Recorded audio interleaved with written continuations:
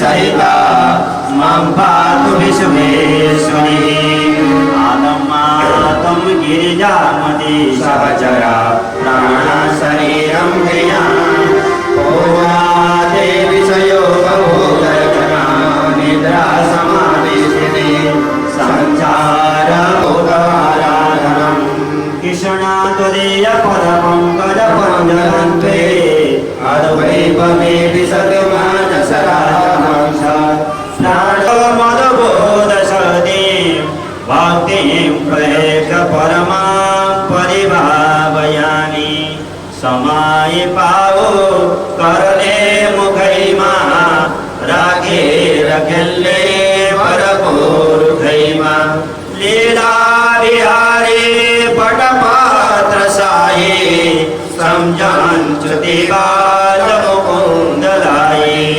समझांचु देवाल मुकुंदलाये सेवंत्रिका बकुल चंपक पाटलाक्षे पुण्णाजाति करवीर सार पुष्पै विरवा प्रभातवाणी जयाभवानी च पुष्पांजलिमया दत्तो प्रियाणां पुरुषोत्तम मंत्रपुष्पाञ्जलि समर्पयामः आवाहितवेदः सर्वेभ्यो देवेभ्यो नमो नमः वाङ्मयमूर्ते नमो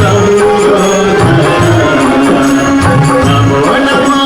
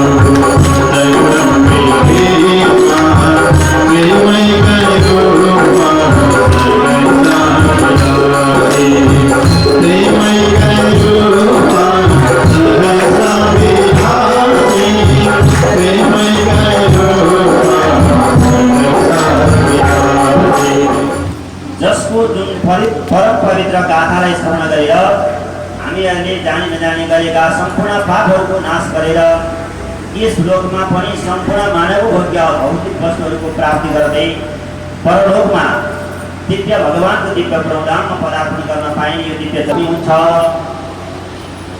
श्रीमद् भागवत महापुराणको एउटा महात्म्यमा एउटा दिव्य चर्चा छ प्रसङ्ग। जगदम्बा पार्वतीलाई साथमा लिएर भोलेनाथ पृथ्वी मण्डलमा भ्रमण गर्न आउनुहुन्छ। भ्रमण गर्न आउँदाखेरि एउटा निर्जन मुनि मनुष्यहरूको उपस्थिति नभएको एउटा भूमिमा साम सदाशिव भोलेनाथले नमस्कार गरेर दण्डवत गर्नुहुन्छ। जमन माता पार्वतीले सोध्नुभयो, हे भोलेनाथ यहाँ किन दण्डवत गर्नुहुन्छ? म त कसैलाई यहाँ देख्दिनँ, कसैको पनि यहाँ उपस्थिति देख्दिनँ, तर म हजुर चाहिँ दण्डवत गर्दै हुनुहुन्छ। भोलेनाथले भन्नुभयो, हे जगदम्बिके, यो यस्तो पवित्र भूमि हो, यस्तो परम पवित्र भूमि हो जहाँ चाहिँ 1000 वर्ष पहिला भगवान राधा सहित युक्त भएका भगवान श्रीकृष्णको गुणानुवादको चर्चा गरिएको भागवतको आयोजना भएको थियो। त्यस कारणले भूमिलाई म दण्डवत गर्दैछु भनेर भोलेनाथले भन्नुभयो। भोलेनाथ भगवानको अब केही फेरि त्यहाँबाट यात्रा प्रारम्भ हो। भूमिमा साष्टाङ्ग दण्डवत गर्नुहुन्छ। 6वटा अङ्गले स्पर्श हुने गरी श्रीमण्डल, हृदय मण्डल, दुईटा हात अनि उदर नाभि मण्डल र गोडाका दुवै पैतालाको भागले स्पर्श हुने गरी दण्ड जस्तै नौरो जस्तै प्रसार गरेर फेरि दण्डवत गर्नुहुन्छ। पार्वती माताले सोध्नुभयो, हे भोलेनाथ, अघि त भगवान श्रीकृष्णको परब्रह्म परमात्माको चर्चा भएको हरिगाथा लगाएको पुण्य भूमि भनेर ढोक्नु भएको थियो। फेरि आज फेरि तपाईँ यहाँ ढोक्दै हुनुहुन्छ, कसलाई ढोक्न लाग्नुभयो? भनिसकेपछि भोलेनाथले भन्नुभयो, हे जगदम्बिके, अब यहाँ 1000 वर्ष पछाडि भगवान श्रीहरिको चर्चा गुणानुवादले परिपूर्ण भएको भागवतको आयोजना हुनेछ। त्यस कारणले मैले ढोकिरहेको छु भनेर भोलेनाथले पार्वती मातालाई भन्नुभयो। त्यस कारण यो परम पवित्र भूमि, यो दिव्य पुरुषोत्तम महात्माको चर्चा हुन पाउने परम भाग्यमानी भूमिलाई पनि यथायोग्य दण्डवत। जुन भगवानको गाथा चरित्रले यो भगवानको चर्चा गर्दैको यो एउटा सामान्य हल मात्र होइन, यो कलङ्की क्षेत्र नै महाभाग्यमानी क्षेत्र जहाँ चाहिँ यस्तो भगवानको चर्चा हुने अवसर प्राप्त भयो। यो भगवानको चर्चा, परिचर्चा, भगवानको लीला श्रवण गर्ने इच्छा भएर मात्रै पनि हुँदैन, प्रशस्तै धन सम्पत्ति आदि भएर मात्रै पनि हुँदैन, समय प्रशस्तै हामीसँग भएर मात्रै पनि हुँदैन, सबै कुराको समय नै मिल्नुपर्छ। पहिला त सबैभन्दा पहिला चाहिँ सत्सङ्कल्प चाहियो कर्म गर्नका लागि। अब धन सम्पत्ति त प्रशस्तै छ, जुन 2वटा प्रमाण मिलेर एउटा अणु बन्छ र 3वटा अणु मिलेर एउटा त्रसर अणु बन्छ। जुन त्रसर अणु चाहिँ कत्रो हुन्छ भने त्रुटिलाई 100ले गुणा गर्दा जति समय हुन्छ त्यसलाई वेद्य भनिन्छ। जुन 100 वेद्य बराबरको 100 त्रुटि बराबरको 1 वेद्य हुन्छ र 3 वेद्य बराबर 30 लाख वर्षको चाहिँ 1 महायुग हुन्छ। सत्य, त्रेता, द्वापर र कली 4वटा युग 4,32,000 वर्ष। जुन मनुष्यको आयु छ त्यति आयु बराबरको कलीको प्रमाण, कलीको आयु र त्यसको 2 गुणा बढी 8,64,000 अनि त्रेताको अनि त्यसको द्वापरको अनि त्यसको 3 गुणा, त्रेताको अनि त्यसको 4 गुणा चाहिँ सत्यको आयु हुन्छ। टोटल मिलाएर जम्मा 4,32,00,000 वर्ष मनुष्यको आयु छ। त्यसको चाहिँ 1 महायुग बन्दछ। 1 महायुग बराबर एउटा मनवन्तर हुन्छ र 14वटा मनवन्तर बराबर एउटा कल्प हुन्छ। जुन कल्पलाई एउटा ब्रह्माजीको 1 दिन हुन्छ। ल हेर्नुहोस् त ब्रह्माजीको आयु कति। अनि हामी दुःख प्राणी ब्रह्माजीको आयुको एउटा कपालको टुप्पोलाई ब्रह्माजीको आयुलाई एउटा कपालको टुप्पो मान्ने हो भने त्यसको कपालको टुप्पोको 1 लाख गुणाको पनि कम आयु भएको मान्छे नित्य निरन्तर अखण्ड अजर अमर जस्तो गरेर पार गर्छ। मनुष्यको आयु देवताको दृष्टिमा मनुष्यको आयु त एउटा सामान्य पानीको फोका जस्तो, सोय फेन समिले पानीको फोका जस्तै हो। आकाशबाट पानी भर्दा फोका उठ्छ फुट्छ यो कति समय, यो त सामान्य कुरा हो। त्यस्तै खालको मनुष्यको आयु छ।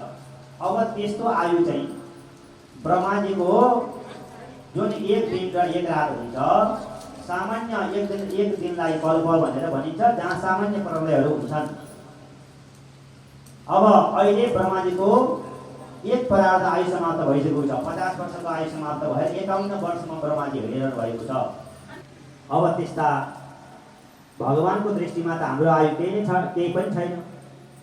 समयको गणनाको प्रसङ्गमा हामी यति चर्चा गऱ्यौँ। अब भगवानले एक निमेष एकचोटि आँखा झिकाउँदा सारा ब्रह्माण्डको नाश हुन्छ। त्यस्ता भगवानको दिव्य चर्चा म यहाँ गर्दछु भनेर सुन पुराणले सौनकादिहरूलाई बताइरहनु भएको छ। कुन प्रसङ्ग भने जुन प्रसङ्ग नरनारायण भगवानले नारद आदि मुनिहरूलाई बताउनु भएको थियो भगवानको दिव्य चर्चा गर्दै। यहाँ दिव्य प्रसङ्ग यहाँ बताइएको छ।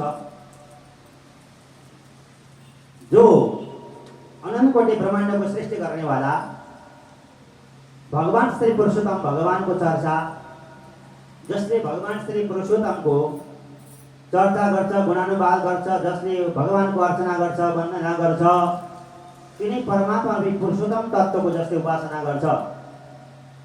त्यो पुरुषोत्तम तत्त्व के हो?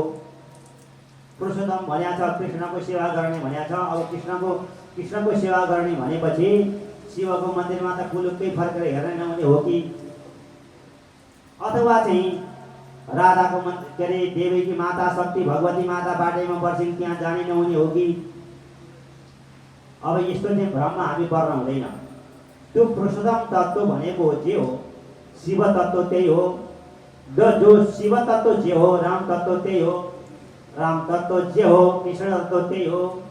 अथवा त्यो एउटा ब्रह्म हो।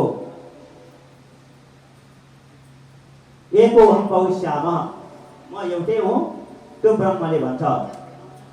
तर बहुश्याम अनेकौं रूपमा विभक्त पनि छु। किनभने हामी जस्तै अज्ञानीहरूलाई ज्ञान दिनका लागि, हाम्रो यो अनन्त कोटि ब्रह्माण्डलाई सृष्टि गर्न, खडा गर्न, हाम्रो अस्तित्व बचाइदिन, हामी जस्ता पापीहरूलाई बचाउन, हाम्रो कल्याण गर्नका लागि र अन्त्यकालमा महाप्रलयकालीन जलमा शयन गरेको बेलामा यो अनन्त कोटि ब्रह्माण्डको सार तत्त्वलाई आफैमा लीन गर्न अथवा विलय गराउनका लागि भगवानले अनेकौं स्वरूपको ग्रहण गर्नुहुन्छ पराशक्ति लिएर। जुन पराशक्ति अथवा परमात्मालाई हामीले त्यही परा ज्ञानद्वारा मात्रै, सत्य ज्ञानद्वारा मात्रै, तत्त्व ज्ञानद्वारा मात्रै प्राप्त गर्न सक्छौँ। र अन्त्यमा दिव्य भगवानको दिव्य धाम प्राप्त गर्नेवाला, त्यही ब्रह्म तत्त्वमा जानेवाला ज्ञान पनि सिकाउँछ।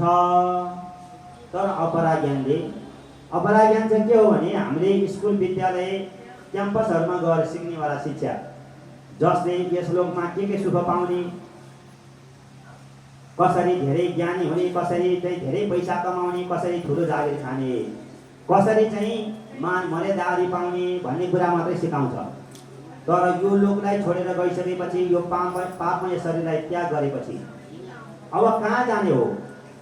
कसरी त्यो आफू आएको मूल स्रोतमा पुग्ने हो? त्यसले यस लोकमा पनि सुख पाउँछ र परलोकमा पनि दिव्य भगवानको धाममा जान पाउँछ। अब त्यस्ता पुरुषोत्तम भगवानको सेवा किन गर्न परेको? यो पुरुषोत्तम महिना भने के हो, कसरी यो पुरुषोत्तम महिना प्राप्त भयो आदि विषयमा यहाँ चर्चा गर्नुहुन्छ नारायण भगवान। समयको गणना समय सिद्धान्त ज्योतिषको नियम अनुसार वैदिक ज्योतिष र लौकिक ज्योतिष, आधुनिक ज्योतिष दुई पाटो छ। त्यसमा वैदिक ज्योतिषको गणना र लौकिक ज्योतिषमा पनि निरयनमान र सायनमानका दुई पक्षहरू छन्। ती दुई पक्षहरूको विशेषताको बारेमा सिद्धान्तकारहरूले जान्लान्। यो हाम्रो विषय होइन, तैपनि गणना गर्ने विषय चाहिँ त्यो हो। अब निरयनमान र सायनमानले गणना गर्दै जाँदा